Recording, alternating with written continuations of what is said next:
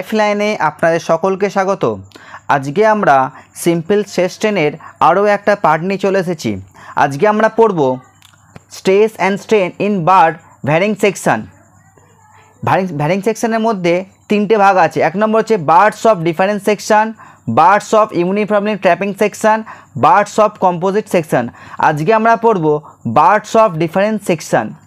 দেখো একটা ফিগার দেখতে পাচ্ছ একটা, এখানে একটা মানে এখানে ডিফারেন্স সেকশন মিনস হচ্ছে এর হচ্ছে তোমার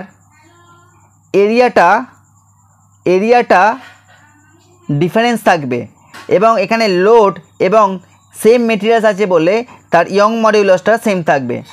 আমরা আগে সেকশানে প্রিন্সিপাল অফ সেকশন করেছিলাম, কি পড়েছিলাম আমরা? সেম মেটেরিয়াল এবং সেম কট সেকশনাল এরিয়া। এখানে কি থাকবে? ডিফারেন্স সেকশন, মানে যে এরিয়াটা ডিফারেন্স হবে, সে একের দুইয়ের বেশি হতে পারবে, 2, 3, 4, ঠিক আছে সেকশনটা, এবং তার লোডটা সেম থাকবে। তাহলে এখানে ফর্মুলাটা কি দেখে নাও। ফর্মুলাটা বলছে পি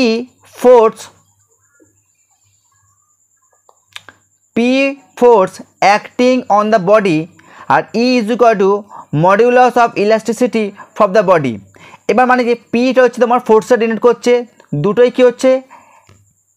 টেনসাইল ফোর্স অ্যাপ্লাই হচ্ছে এবং ডিফারেন্স লেন্থে L1, L2 এবং L3, এবং দেখো A1, A2, A3 মানে ডিফারেন্ট ক্রস সেকশনাল এরিয়া আছে।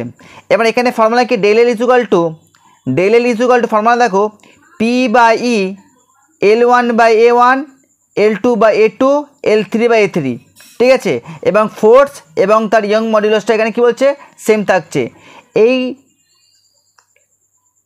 এই ক্যালকুলেশান, এই যে ফর্মুলা দেখতে পাচ্ছি, এই ফর্মুলাটা বেস করে আমরা কিছু নিউমেরিক্যাল সলভ করব নেক্সট ভিডিওতে। আচ্ছা।